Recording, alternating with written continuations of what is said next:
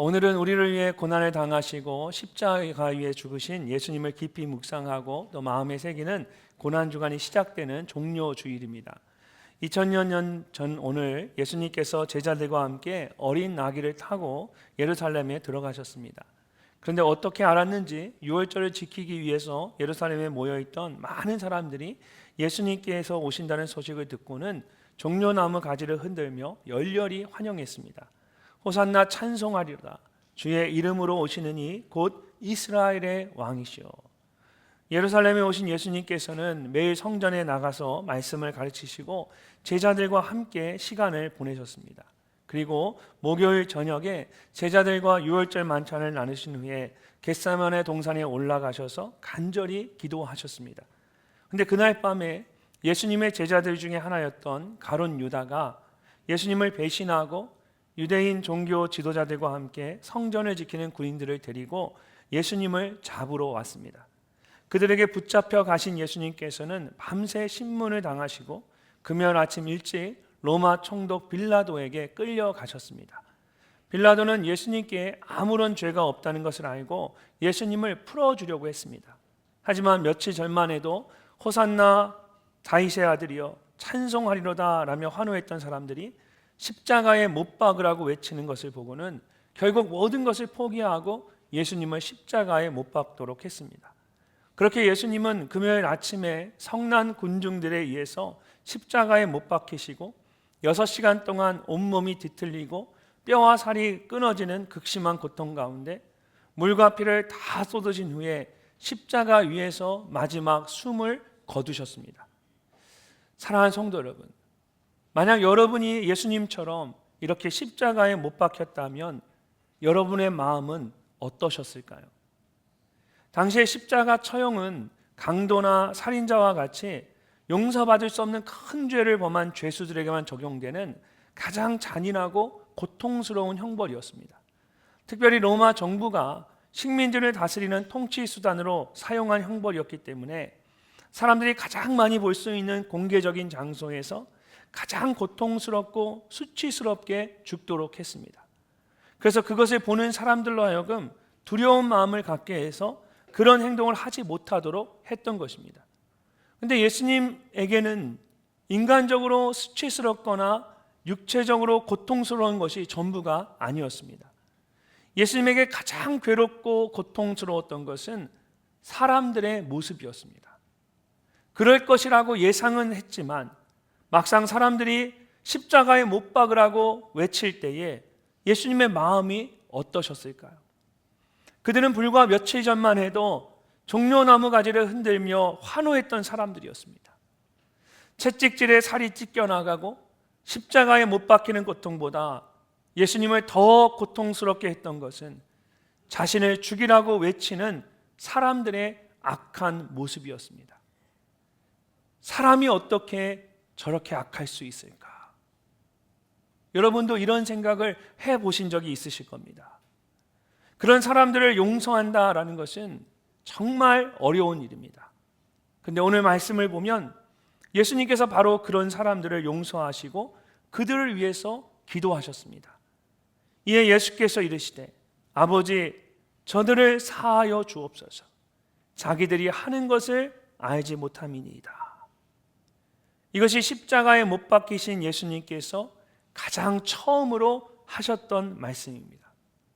이전에 제자들과 함께 계셨을 때에 너희 원수를 사랑하며 너희를 미워하는 자를 선대하며 너희를 저주하는 자를 위하여 축복하며 너희를 모욕하는 자를 위하여 기도하라고 말씀하셨는데 제자들은 도저히 불가능한 일이라고 생각했을 겁니다. 그런데 예수님께서 십자가 위에 죽으시면서 가장 먼저 그 말씀 그대로 행하신 것입니다. 사랑하는 성도 여러분, 어떻게 하면 우리가 예수님처럼 도저히 용서할 수 없는 악한 사람을 용서할 수 있을까요? 예수님께서 제자들에게 말씀하신 것처럼 나를 비난하고 고통스럽게 하는 사람을 용서하고 그를 축복하려면 우리가 어떻게 해야 할까요? 가장 먼저 우리는 예수님처럼 간절히 기도해야 합니다. 이전에 제자들이 어린아이에 들린 귀신을 쫓아내지 못했을 때에 예수님께서 오셔서 그 귀신을 꾸짖고 그 아이에게서 떠나가도록 하셨습니다. 나중에 제자들이 예수님께 어떻게 우리들은 그 귀신을 쫓아내지 못했습니까? 라고 묻자 예수님께서 그들에게 이렇게 말씀하셨습니다. 기도 외에는 이런 종류가 나갈 수 없느니라. 우리 안에 있는 귀신이나 악한 마음을 떠나가게 할 수 있는 것은 오직 기도뿐입니다. 기도할 때에 귀신과 같은 악한 영이 떠나게 하기도 하지만 또한 우리 안에 있는 원망이나 미움과 같은 악한 마음도 떠나가기도 합니다. 그래서 예수님께서 말씀하신 것처럼 기도하는 것이 무엇보다 중요합니다. 예수님께서 그것을 잘 아셨기 때문에 사람들에 의해 수치를 당하고 십자가에 못 박히시기 전에 감난산에 올라가셔서 혼자 간절히 기도하셨습니다. 누가복음 22장 44절 말씀을 우리 함께 한번 읽어보도록 하겠습니다. 예수께서 힘쓰고 애써 더욱 간절히 기도하시니 땀이 땅에 떨어지는 핏방울 같이 되더라. 아멘. 힘쓰고 애써 더욱 간절히 기도하시더니, 이런 사람이 온 힘을 다해 뭔가를 하면 아주 작은 혈관들이 터져서 그 피가 땀과 함께 밖으로 흘러나오게 됩니다. 땀이 땅에 떨어지는 핏방울 같이 되었다라는 말은 바로 그런 뜻입니다. 몸에 있는 작은 미세 혈관들이 터질 정도로 예수님께서 정말 온 힘을 다해서 간절하게 기도하셨던 겁니다. 그렇게 기도함으로 마음에 있는 모든 고민과 아픔을 내려놓으신 후에 제자들에게 다가가셔서 담대하게 말씀하셨습니다. 누가복음에는 기록되어 있지 않지만 마태복음이나 마가복음 같이 다른 복음서에 보면 예수님께서 기도하신 후에 제자들에게 다가가 이렇게 말씀하셨습니다. 일어나 함께 가자. 보라, 나를 파는 자가 가까이 왔느니라. 지난 3년간 자신과 함께 했던 제자들 중에 가룟 유다가 예수님을 잡아가기 위해서 유대인 종교 지도자들이 보낸 군인들과 함께 찾아왔습니다. 얼마나 기가 막힌 일입니까? 예수님께서는 이제 어떤 일이 일어나게 될지를 모두 알고 계셨습니다. 그런데도 낙심하거나 분노하지 않으시고 평상시처럼 편안하게 말씀하시는 겁니다. 어떻게 이럴 수 있었을까요? 마음을 다해 간절히 기도하셨기 때문입니다. 제가 미국에서 목회를 했던 교회는 겉으로 보기에는 아주 넉넉하고 좋은 교회였습니다.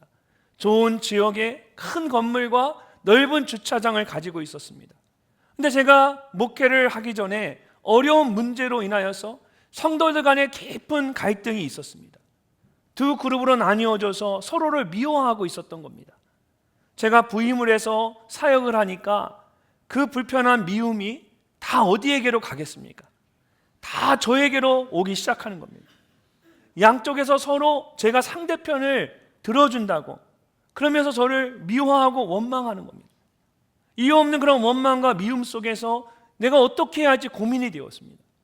서로 불러서 중재를 하거나 제 입장을 정확하게 설명하는 것도 생각을 했지만 모두 인간적인 방법이라는 생각이 들었습니다. 그래서 하나님 앞에 무릎을 꿇고 간절히 기도했습니다. 그렇게 한참을 기도하니까 제 마음에 하나님께서 주시는 평안함이 있었습니다.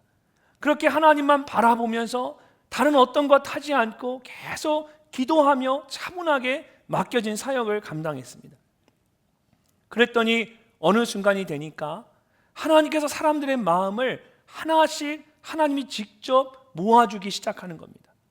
저에 대한 오해도 해소가 되고 성도들 간의 갈등도 해결이 되면서 교회 안에 기쁨이 찾아오고 웃음이 나오기 시작했습니다. 즐거움이 싹트기 시작했어요. 특별히 쉽게 마음을 열지 않는 한 젊은 부부가 있었는데 어느 날 저희 부부를 집에 초대를 하는 겁니다. 함께 식사를 한 후에 그 자매가 저에게 지난 행동에 대해서 사과를 하면서 작은 선물 박스를 하나 저에게 내밀었습니다. 목사님, 스마트워치예요. 목사님께서 건강하고 즐겁게 오랫동안 목회를 하셨으면 좋겠습니다. 제 건강을 생각해서 저를 위해서 준비를 한 거예요. 사실 저는 시계를 차는 것을 별로 좋아하지 않았습니다. 그래서 시계가 제가 여러 개가 있었어요. 사람들이 시계를 안 차니까 무슨 중요하고 기념이 되는 날이 되면 선물로 항상 시계를 주시더라고요. 시계가 있는데도 사실 잘 안 찼는데 그 자매가 준 시계는 제가 그때부터 꼭 차고 다녔습니다. 나중에 오래 쓰게 되어서 이제 배럴이가 오래되면 닳게 되잖아요. 그래서 도저히 쓸 수가 없어서 몇 시간 쓰고 나면 꺼져버리니까, 그래서 지금은 사용하지 못하고 있지만 정말 얼마 전까지 한국에 와서도 그 시계를 차고 있었어요. 한번 그 자매가 한국을 방문해서 저희를 찾아온 적이 있습니다. 저희 교회를 찾아오고 저와 함께 식사를 하는데 그 자매가 그때 제 시계를 보고는 깜짝 놀라더라고요. 목사님, 아직까지 그 시계를 차고 계세요? 그러더라고요. 그럼 누가 준 시계인데. 그 시계가 좋아서가 아니라, 그 시계는 오래되었어요. 이제는 그 시계가 좋아서가 아니라 그 시계에 담긴 그 마음이 너무나 감사했던 겁니다. 그래서 지금도 그 시계를 보면 그때 그 일들이 생각이 납니다. 이해할 수 없는 상황 속에서 하나님 앞에 간절히 기도했더니 하나님이 직접 해결해 주시는 겁니다. 흙탕물이 막 올라오는데 그 가운데 잠잠히 기도하니까 그 흙탕물이 쫙 가라앉으면서 나중에는 맑은 물이 되는 겁니다. 그 시계를 볼 때마다 그때 주셨던 그 은혜와 감동이 다시 떠오릅니다. 사랑하는 여러분, 결국 기도가 모든 것의 해답입니다. 창세기 32장을 보면 야곱이 형 에서를 피해서 외삼촌 라반이 있는 하란 땅에서 20년을 살다가 드디어 고향 브에세바로 돌아오는 모습이 나옵니다. 야곱이 자기보다 앞서 사자들을 보내서 형 에서를 정탐하도록 했습니다. 근데 그들이 돌아와서 하는 말이 에서가 지금 400명을 거느리고 야곱을 향해 달려오고 있다라는 겁니다. 야곱의 마음이 너무나 두렵고 답답해서 식구들과 가축들을 두 그룹으로 나눴습니다. 한 그룹이 에서에게 죽임을 당하더라도 다른 한 그룹은 살 수 있도록 한 것입니다. 얼마나 인간적인 생각입니까? 이제 눈앞에 있는 그 야복강만 건너면 고향 브에세바에 있는 가나안 땅이었습니다. 그런데 여전히 두려움 때문에 이 야곱은 선뜻 그 강을 건널 수가 없었습니다. 밤을 지새우다가 종도를 불러서 가축들을 나누어서 일정한 간격을 두고 강을 건너도록 했습니다. 그리고 형 에서를 만나면 이 모든 것이 동생 야곱이 형 에서를 위해 준비한 것이라고 말하도록 했습니다. 그렇게 하면 형 에서의 마음이 조금이라도 풀어지지 않을까, 인간적인 그런 기대를 한 것입니다. 그렇게 종들과 가축을 모두 보낸 후에 밤을 지내다가 드디어 가족들을 데리고 야복강을 건너려고 했습니다. 근데 여전히 용기가 나지 않는 겁니다. 그래서 가족들을 먼저 보내고 야곱만 홀로 야복강 나루터에 남게 되었습니다. 바로 그날 밤에 야곱이 그곳에서 홀로 한 사람을 붙잡고 밤새 씨름하게 됩니다. 야곱은 해가 뜨고 비로소 그 사람이 하나님의 사자라는 것을 알게 됩니다. 그리고 그 사자로부터 하나님과 겨루어 이겼다는 뜻으로 이스라엘이라는 이름을 받은 후에 드디어 야복강을 건너서 고향 브에세바로 향하게 됩니다. 그리고 그 길에서 마침내 형 에서를 만나게 됩니다. 근데 정말 예상하지 못했던 놀라운 일이 펼쳐지게 됩니다. 에서가 달려와서 그를 맞이하여 안고 목을 어긋맞추어 그와 입맞추고 서로 우니라. 어떻게 이런 일이 일어날 수 있었을까요? 야곱이 하나님의 사자와 씨름했을 때에 여러분 이미 모든 것이 판가름이 나왔던 것입니다. 말은 밤새 하나님의 사자와 씨름했다라고 되어 있지만 사실은 하나님을 붙잡고 밤새 씨름하듯 기도한 것입니다. 그렇게 간절히 기도했을 때에 이미 그 기도 가운데 형 에서에 관련된 모든 문제들이 다 해결이 되었습니다. 그리고 막상 형 에서를 만났을 때에는 기도 응답의 결과를 확인하는 것뿐이었습니다. 이처럼 우리의 모든 문제는 기도로 판가름이 납니다. 그 사람을 붙잡고 나의 일을 설명하고 변명하고 그 사람의 마음을 기쁘게 하고 즐겁게 하고 또 그 사람을 책망하고 나무라고 하고 무엇이 옳고 그른지를 이야기하는 것으로 모든 관계가 해결되는 것이 아니라 관계의 해답은 기도의 자리에 있습니다. 야곱은 기도의 자리에서 하나님과 씨름한 후에 에서를 만나서 그 기도의 응답을 비로소 확인했던 것입니다. 사람을 붙잡고 씨름한 것은 어리석은 인간적인 방법입니다. 그러나 하나님을 붙잡고 씨름하는 것은 하나님이 기뻐하시는 영적인 방법입니다. 여러분은 어떻게 여러분을 힘들게 하는 사람과 용서할 수 없는 그 사람과 어떻게 그 관계를 풀어가고 계십니까? 예수님의 기도도 마찬가지였습니다. 예수님께서는 직접 십자가를 지시기 전에 먼저 간절하게 기도하셨습니다.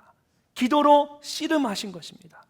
그렇기 때문에 십자가 위에서 도저히 용서할 수 없는 그 사람들을 용서하시고 그들을 위해 기도하실 수 있으셨습니다. 혹시 여러분에게 용서할 수 없는 사람이 있으십니까? 내가 어떻게 해보려고 하면 더 답답하고 상처가 될 뿐입니다. 가장 좋은 방법은 예수님처럼 간절하게 무릎을 꿇고 기도하는 것입니다. 그럴 때 하나님께서 여러분의 마음을 평안하게 해주시고 모든 것이 협력하여 선을 이루도록 모든 환경과 사람의 마음을 움직이십니다. 이제 내일부터 한 주간 고난주간 예담 특별 새벽 기도회가 시작이 됩니다. 예수님께서 십자가를 지시기 전에 먼저 간절히 기도하셨던 것처럼 기도하는 여러분이 되시기를 바랍니다. 특별히 예수님께서 기도회에는 이런 이유가 나갈 수 없다고 말씀하신 것처럼 어렵고 힘든 문제를 해결할 수 있는 방법은 기도밖에 없습니다. 그런 마음으로 한 주간 기도의 자리에 나와 함께 간절히 기도할 때에 하나님께서 여러분의 모든 기도를 들어주시고 그 기도에 응답해 주실 줄로 믿습니다. 고난주간 특별 새벽 기도를 통해 그런 귀한 하나님의 은혜를 경험하는 여러분 모두가 되시기를 주님의 이름으로 축복합니다. 두 번째로 용서할 수 없는 사람을 용서하기 위해서는 예수님처럼 긍휼한 마음을 가져야 합니다.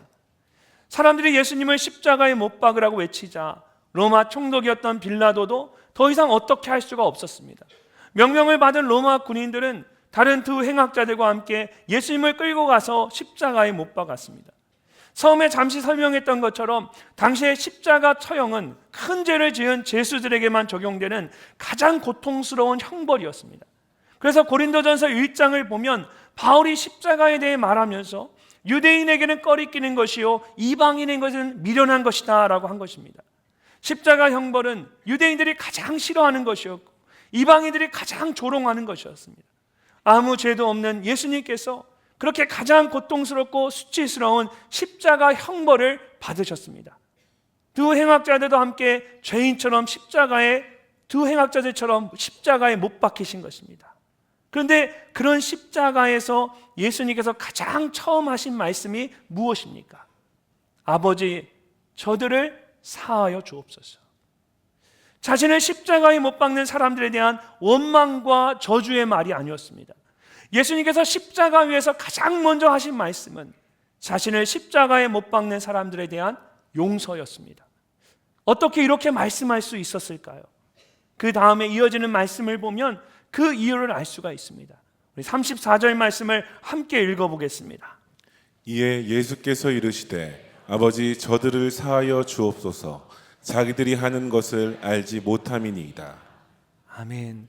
자기들이 하는 것을 알지 못함이니이다. 예수님께서는 자신을 십자가에 못 박는 사람들을 위해 기도하셨습니다. 비록 자신을 십자가에 못 박는 악한 행동을 했지만 자신들이 무엇을 하는지 알지 못하기 때문에 저들을 용서해 달라는 것입니다. 특별히 예수님께서 알지 못한다라고 말씀하실 때에 현재 완료형을 사용하셨습니다.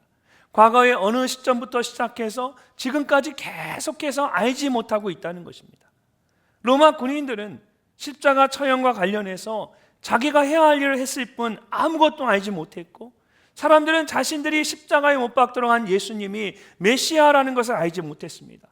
예수님을 통해 인류를 구원하고자 하는 하나님의 구원의 계획을 전혀 알지 못했던 것입니다. 물론 몰랐다고 해서 모든 죄가 용서받을 수 있는 것은 아닙니다. 예수님께서도 그것을 누구보다 잘 알고 계셨을 겁니다. 그럼에도 불구하고 자기들이 하는 것을 알지 못함이니이다 라고 말씀하신 것은 그들에게 긍휼함을 베풀어 달라고 하나님께 간구하고 있는 것입니다. 이처럼 예수님에게는 긍휼한 마음이 있었습니다. 그래서 도저히 용서할 수 없는 사람들을 용서하시고 그들을 위하여 간절히 기도하실 수 있었던 겁니다.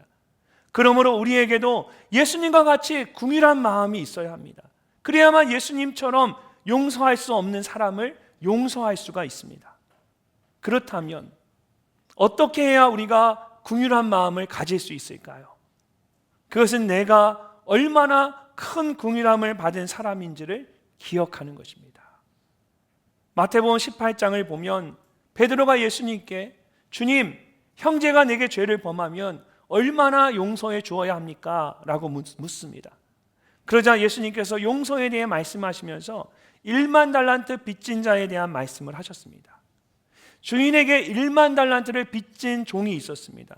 여러분, 1만 달란트라고 하면 얼마나 많은 빚을 진 것 같으십니까?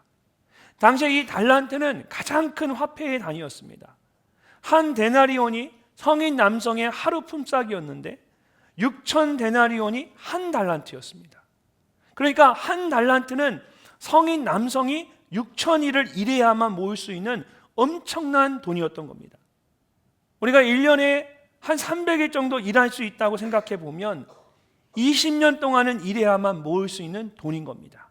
그런데 이 종은 한 달란트가 아니라 1만 달란트를 빚진 사람입니다.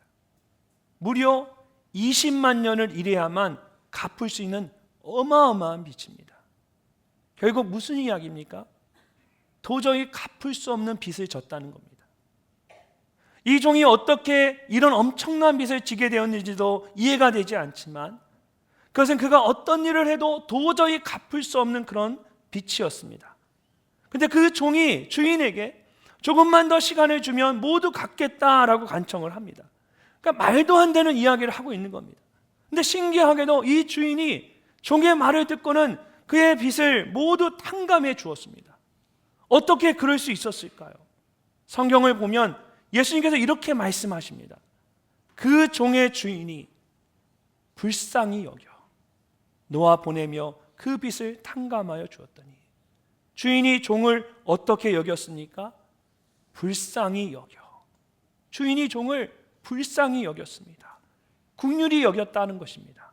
그래서 그가 도저히 갚을 수 없는 엄청난 빚을 모두 용서해 줬습니다.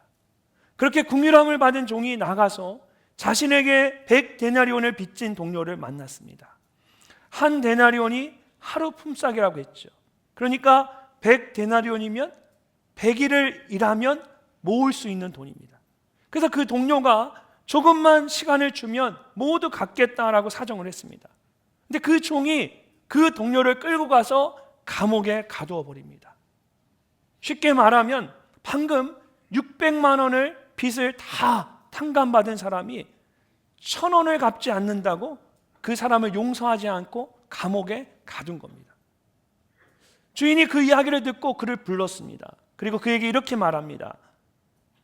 악한 종아, 내가 빌기에 내가 내 빚을 전부 탕감하여 주었거늘 내가 너를 불쌍히 여긴과 같이 너도 내 동료를 불쌍히 여김이 마땅하지 아니하냐. 주인이 종에게 내가 너를 불쌍히 여김과 같이 너도 내 동료를 불쌍히 여김이 마땅하지 아니하냐라고 말하면서 그에게 악한 종아 라고 합니다. 주인이 한 말이지만 사실 이것은 예수님이 하신 말씀과 똑같습니다. 사랑하는 성도 여러분, 우리 모두는 1만 달란트를 빚진 종과 같이 도저히 갚을 수 없는 빚을 진 사람들이었습니다. 그런데 예수님께서 십자가의 죽으심으로 우리가 빚진 모든 것을 대신 갚아주셨습니다. 우리를 긍휼히 여겨주신 것입니다. 그러므로 예수님께서 우리를 긍휼히 여겨주신 것처럼 우리도 다른 사람을 긍휼히 여기는 것이 마땅하다라는 것입니다. 예수님께서 자기들이 하는 것을 알지 못함이니이다 라고 말씀하시며 자신을 십자가에 못 박은 사람들을 긍휼한 마음으로 바라보신 것처럼 아직 예수님을 알지 못해서 영적인 무지한 가운데 있는 사람들을 긍휼한 마음으로 바라보는 여러분이 되시기를 바랍니다. 특별히 고난주간 예담 특세를 통하여서 여러분 모두가 그런 예수님의 긍휼의 마음을 품으실 수 있기를 주님의 이름으로 축복합니다. 마지막으로 용서할 수 없는 사람을 용서하기 위해서는 예수님처럼 하나님의 말씀을 붙잡아야 합니다. 예수님께서 십자가에 못 박히시자 사람들이 예수님을 비웃고 조롱했습니다. 특별히 다른 복음서에는 세 부류의 사람들, 즉 지나가는 사람들, 유대인 종교 지도자들, 함께 못 박힌 강도들이 십자가에 못 박힌 예수님을 비웃고 조롱했다면, 오늘 누가복음에서는 여기에 예수님을 십자가에 못 박은 로마 군인들을 더하고 있습니다. 네 부류의 사람들이 예수님을 비웃고 조롱한 겁니다. 이처럼 4라는 숫자는 성경에서 동서남북과 같이 총체적인 모든 것을 상징하는 숫자입니다. 십자가에 못 박히신 예수님께서는 동서남북 온 세상의 모욕과 조롱을 받으시며 죽으신 것입니다. 얼마나 안타까운 상황입니까? 근데 그 비참한 상황 가운데서 어떻게 예수님은 자신을 비웃고 조롱하는 사람들을 용서하고 그들을 위해 기도하실 수 있었을까요? 예수님께 일어난 이런 모든 일들이 단지 사람들에 의해 즉흥적으로 일어난 것이 아니라는 것을 아셨기 때문입니다. 그들은 예수님을 비웃고 조롱했을지 모르지만 사실 이 모든 일들이 하나님의 말씀대로 이루어졌던 것입니다. 34절 말씀을 보면 그들이 그의 옷을 나눠 제비 뽑을세라는 말씀이 나옵니다. 예수님을 십자가에 못 박은 후에 로마 군인들이 제비를 뽑아서 예수님의 옷을 나누어 가졌습니다. 심지어 요한복음에서는 그들이 예수님의 속옷까지도 가져갔다라고 합니다. 이것은 당시에 십자가 형벌을 받는 죄수에게 모욕감을 주기 위해서 관행처럼 행해지던 일이었습니다. 죄수의 옷을 모두 빼앗아서 벌거벗은 몸으로 십자가에 매달리도록 한 겁니다. 예수님께서 그렇게 로마 군인들에 의해 모욕을 당하신 것처럼 보입니다. 그러나 사실 이 모든 일들은 이미 구약 성경에 예언되어 있었습니다. 시편 22편을 보면 다윗이 억압당하는 자의 마음을 고백하는 말씀이 나옵니다. 근데 그 고백이 마치 십자가에 못 박힌 예수님의 고백과 같습니다. 내 하나님이여, 내 하나님이여, 어찌 나를 버리셨나이까? 라는 고백으로 이 시편이 시작해서 나중엔 이렇게 고백을 합니다. 나는 물같이 쏟아졌으며 내 모든 뼈는 어그러졌으며 내 마음은 밀랍 같아서 내 속에 녹았으며 내 힘이 말라 질그릇 조각 같고 내 혀가 입천장에 붙었나이다. 주께서 또 나를 죽음의 진토 속에 두셨나이다. 십자가에 못 박이신 예수님의 모습과 너무나 비슷하지 않습니까? 이어서 보면 내 겉옷을 나누며 속옷을 제비 뽑나니 라는 말씀이 나옵니다. 그리고 그 말씀대로 그대로 예수님에게 일어난 겁니다. 구약 성경에 기록된 예언의 말씀들이 예수님께 그대로 성취되었습니다. 또 이어지는 본문 말씀을 보면 사람들이 십자가에 못 박힌 예수님을 보고 비웃었다라고 합니다.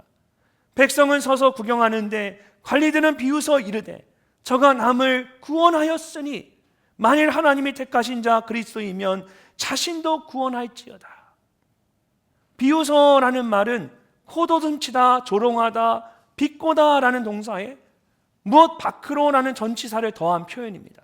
그래서 그냥 속으로 조용히 비웃는 것이 아니라 겉으로 드러내고 저 사람이 듣든 말든 상관없이 크게 비웃거나 조롱하는 것을 의미합니다. 그것도 미완료 시대로 되어 있어서 사람들이 십자가에 못 박힌 예수님을 보면서 계속해서 비웃었다라는 겁니다. 그런데 이것도 이미 시편 22편에 예언되어 있었습니다. 나를 보는 자는 다 나를 비웃으며 입술을 삐죽거리고 머리를 흔들며 말하되 그가 여호와께 의탁하니 구원하실 걸, 그를 기뻐하시니 건지실 걸 하나이다. 사람들은 스스로 크게 비웃었다고 생각했지만 사실은 구약 성경에 예언된 말씀이 십자가에 못 박히신 예수님을 통해 그대로 성취된 것입니다. 로마 군인들이 예수님을 희롱하면서 신포도주를 준 것도 마찬가지입니다. 시편 69편을 보면 그들이 쓸개를 나의 음식물로 주며 목마를 때에는 초를 마시게 하였사오니 라는 말씀이 나옵니다. 로마 군인들은 예수님을 유대인의 왕이라고 말하면서 가장 값싼 포도주인 신포도주를 예수님께 주었습니다. 자칭 유대인의 왕이라고 하는 사람에게는 이런 정말 값싼 포도주도 과분하다라는 뜻입니다. 그들은 예수님을 그렇게 비웃고 조롱하고 그렇게 한 것인데 그런 그들의 행동이 오히려 예수님에 대한 예언의 말씀을 성취하는 행동이 된 것입니다. 이처럼 예수님께 일어난 모든 일들은 구약 성경에 예언된 말씀들이 그대로 성취된 것입니다. 그리고 예수님께서는 누구보다도 그 말씀들을 이미 다 알고 계셨습니다. 모든 것이 하나님의 말씀 안에서 이루어졌기 때문에 예수님께서는 그 모든 일들을 감당할 수 있었고 그 일들을 행한 사람들을 용서할 수 있었던 것입니다. 이처럼 말씀 안에서 하나님의 큰 뜻과 계획을 알게 되면 이해할 수 없는 것도 이해가 되고 용서할 수 없는 것도 용서가 됩니다. 창세기 45장을 보면 요셉이 형들을 만나는 장면이 나옵니다. 요셉은 어린 시절에 형들에 의해서 구덩이에 던져지고 외국 상인들에게 노예로 팔려졌습니다. 이후로 애굽에서 끌려가서 노예와 죄수로 힘든 삶을 살았습니다. 그리고 마침내 애굽의 총리가 되었는데 곡식을 구하러 온 형들과 다시 만나게 된 겁니다. 자신을 죽이려고 했고 노예로 팔았던 형들을 만났을 때 여러분, 요셉의 마음이 어땠겠습니까? 쉽게 용서가 되지 않았을 겁니다. 아니, 그 마음 가운데 엄청난 분노가 일어났을 겁니다. 원망과 분노로 가득했을 겁니다. 요셉이 그런 복잡한 그 마음을 어떻게 할 수가 없어서 자신의 신하들을 다 밖으로 내보냅니다. 그리고는 큰 소리로 울며 이야기합니다. 요셉이 큰 소리로 우니 애굽 사람에게 들리며 바로의 궁중에 들리더라. 요셉이 얼마나 서글프게 울었는지 상상이 가십니까?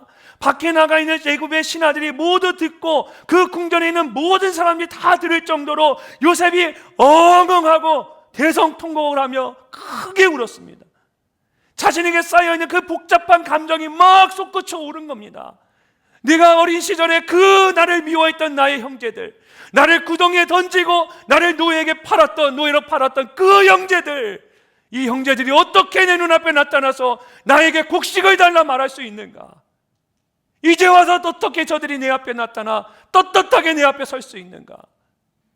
요셉의 마음에 인간적으로 얼마나 원망스럽고 분노가 솟구쳤겠습니까?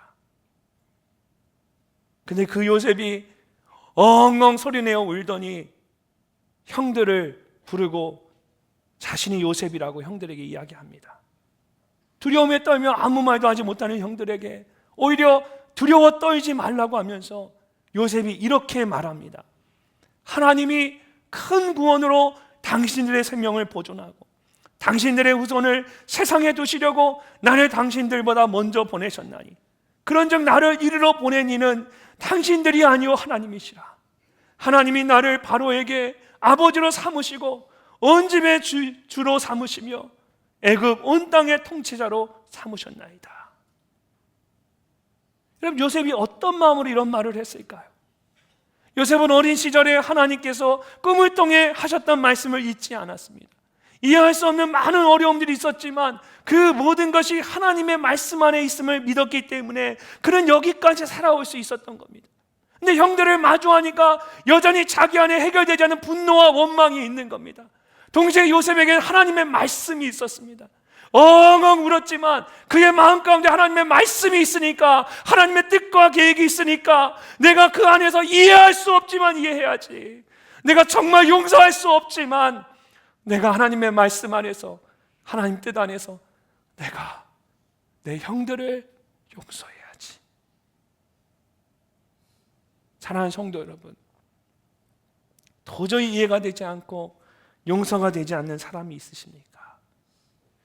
짧은 인생을 제가 살았지만 저에게도 도저히 이해가 되지 않고 용서가 되지 않는 사람들이 있었습니다. 정말 아무 없이 저를 괴롭게 하고 어렵게 하는 그런 사람들이었습니다. 그런데 어느 순간에 그 사람들조차 하나님의 뜻과 계획 안에 있음을 믿게 되면서 그 모든 것이 이해가 되고 용서가 되고 용납이 되는 겁니다.